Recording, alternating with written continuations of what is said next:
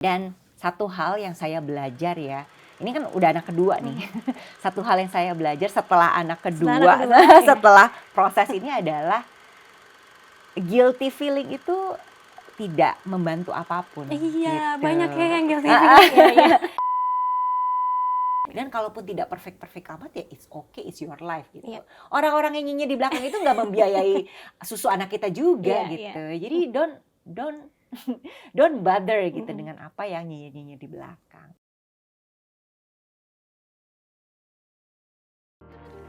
Ada cerita para puan. Kalau ngomong-ngomong soal mendengarkan nih, Mbak Lilis, jadi para puan itu punya campaign namanya Kamu Didengar. Jadi memang kita ingin membuka kesempatan buat perempuan yang kadang itu repress begitu banyak hal gitu ya, karena tidak ada tempat buat cerita. Jadi apapun yang mereka mau ceritakan, curhat, yuk obrolin gitu. Nah kalau Mbak Lilis sendiri di kantor gitu ya, sebagai pemimpin kan biasanya membuka jalan gitu ya untuk banyak perempuan bisa menggapai mimpinya lah gitu. Tapi apa yang Mbak Lilis sudah lakukan sih untuk bikin supaya sesama perempuan di kantor itu bisa didengarkan aspirasinya atau keluh kesahnya atau mimpinya, idenya, gagasannya, itu gimana? Kita tuh punya mentoring session. Mentoring gitu ya. session. Jadi kita masing-masing pemimpin tuh di-assign gitu untuk memilih mentee, atau mereka juga boleh memilih, mereka tuh memilih mentornya siapa. Wajib tuh gitu. Wajib enggak, tapi dibebaskan gitu. Cuman kayaknya itu sangat berguna buat terutama buat leader-leader yang baru ya gitu, untuk mencari pengalaman, untuk menggali bagaimana sih untuk bersaing sebagai leader, senior leaders gitu ya. Jadi memang semua memanfaatkan itu sih gitu. Jadi banyak orang yang memanfaatkan itu. Nah, yang saya committed juga adalah saya selalu committed untuk mengembangkan leader-leader, perempuan-perempuan leader di Unilever gini ya. Dan saya committed untuk memberikan waktu dan memberikan coaching sessions gitu ya, sehingga pertanyaan-pertanyaan itu pertanyaan yang sangat relevan gitu. Misalnya gini, gimana sih Mbak caranya membagi waktu gitu. Nah itu kan sesuatu yang wah itu benar banget tuh gitu. Sesuatu yang memang beneran real challenge dari perempuan bekerja atau ibu bekerja itu seperti itu gitu ya. Bagaimana sih, apakah kita harus memilih antara karir sama keluarga gitu. Bagaimana sih kalau kita tidak mau memilih, bisa nggak sih kita dua-duanya berjalan dengan baik gitu. Nah biasanya tuh saya kasih tips berdasarkan pengalaman saya, karena saya sampai ke posisi ini kan juga bukan perkara yang mudah gitu. Saya juga sudah menjalani challenge itu semua gitu. Itu yang saya coba sharing sehingga akhirnya bisa menginspirasi perempuan-perempuan muda untuk menjadi leader yang lebih baik dan menaiki tangga yang lebih tinggi gitu. Kadang-kadang kalau dengar gitu ya dari teman-teman juga yang kerja di perusahaan ini gitu, lalu sekarang dengar dari ceritanya Mbak Lilis gitu, sebetulnya kayak terasa ada banyak kebijakan yang kalau saya sebagai orang luar gitu ya, atau kawan puan yang dengar ceritanya Mbak Lilis, sepertinya sangat pro perempuan banget nih gitu ya. Tapi mungkin Mbak Lilis bisa cerita sedikit juga ya, kebijakan-kebijakan ini terbentuk karena di managerial levelnya memang banyak pemimpin perempuan juga kah? Atau? Betul. Jadi buat Unilever itu diversity dan inclusivity itu sesuatu yang memang kita junjung tinggi gitu ya. Karena kita percaya gitu bahwa semakin diverse sebuah organisasi itu semakin banyak keuntungannya.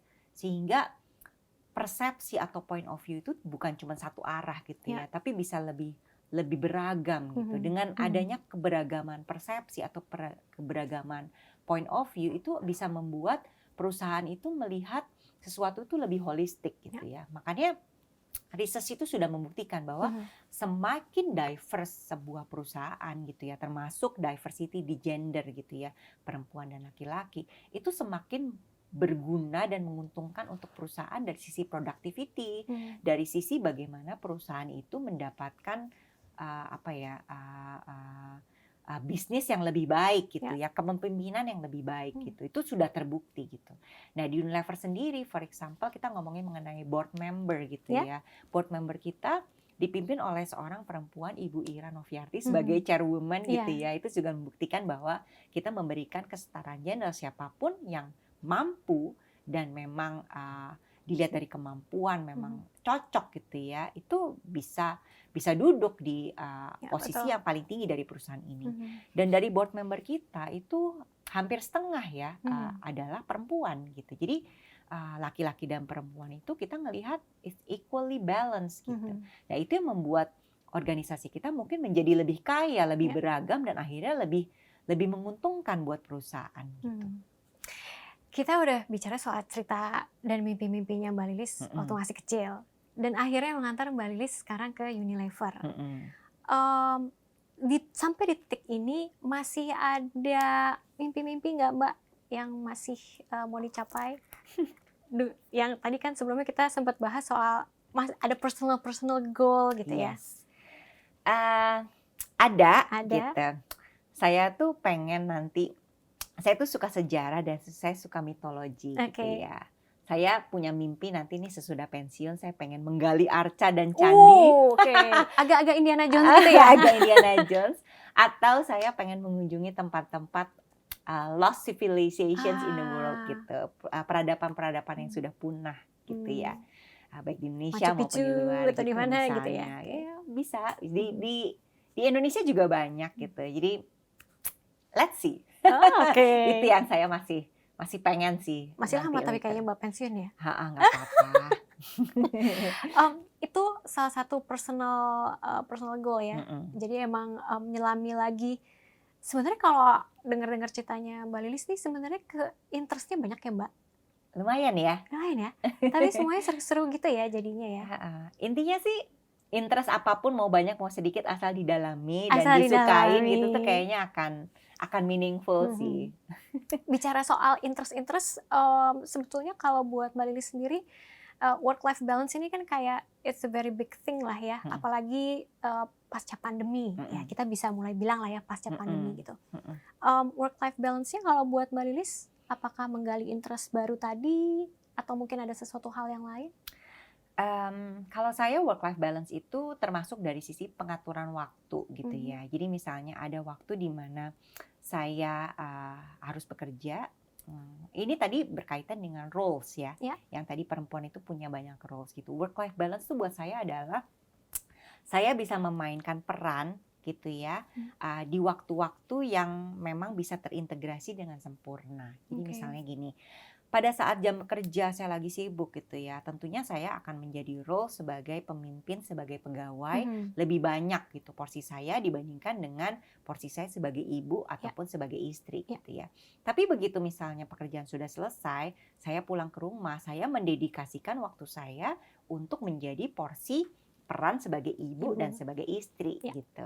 Nah, itu buat saya work life balance gitu, bahwa gimana caranya saya bisa memainkan peran gitu ya, dan membagi waktu dengan sesuai dengan personal ya, dalam arti mungkin waktu saya berbeda dengan waktu orang lain. Jadi misalnya gini, saya tuh orangnya orang malam gitu ya. Jadi saya akan mengusahakan jam 5, jam 6 gitu saya pulang ke rumah gitu. Supaya saya masih bisa ketemu anak saya. Untungnya rumah saya juga dekat 5 menit from the office gitu. Jadi saya bisa langsung pulang, saya masih punya energi, saya bisa main bersama-sama dengan mereka sampai akhirnya saya menidurkan mereka. Kemudian setelah mereka tidur, nah saya tuh orang malam gitu, sehingga saya tuh masih punya banyak energi saat malam gitu. Nah, mungkin kalau misalnya ada pekerjaan-pekerjaan yang saya butuh berpikir di malam hari atau ada yang belum selesai, saya bisa mengerjakan lagi saat malam. Dan saya tidak merasa itu terpaksa karena memang itu yang buat saya work life balance gitu, bahwa saya pokoknya jam 5 jam 6 saya selesai dulu supaya saya bisa bermain sama anak saya lagi. Terus kemudian kalau misalnya memang pun harus ada yang saya lakukan, ya saya lakukan setelahnya, setelah anak saya tidur. Sehingga saya merasa saya tidak berkekurangan apapun sebagai di pekerjaan maupun di maupun sebagai keluarga gitu ya. Nah, itu buat saya work life balance. Jadi work life balance itu buat saya tidak pernah ada suatu garis lurus yang jelas putih dan hitam gitu. Itu buat saya tidak akan pernah kejadian gitu. Work life balance itu sekarang adalah gimana caranya kita membuat work sama life itu terintegrasi dengan baik gitu. Sehingga kita tidak pernah merasa oh ini pokoknya gue harus work, nggak boleh kerja, nggak boleh keluarga sama sekali. Kalau pas keluarga nggak boleh kerja itu sama malah sekali. Lebih melelahkan sih. Itu malah melelahkan dan kadang-kadang akhirnya menjadi lead yang tadi kita ngomong mengenai guilty feeling ya gitu. Nah kalau buat saya itu kalau bisa diintegrasikan itu lebih baik gitu. Misalnya nih ya, kalau kita ngomongin bekerja dari rumah gitu, lewat apa namanya online gitu ya. Kadang-kadang anak saya suka ikutan gitu, asalkan tidak mengganggu buat saya nggak apa-apa juga gitu. Buat dia itu is a playground gitu. Hiburan juga sih kadang hiburan buat juga kadang-kadang ya. Iya.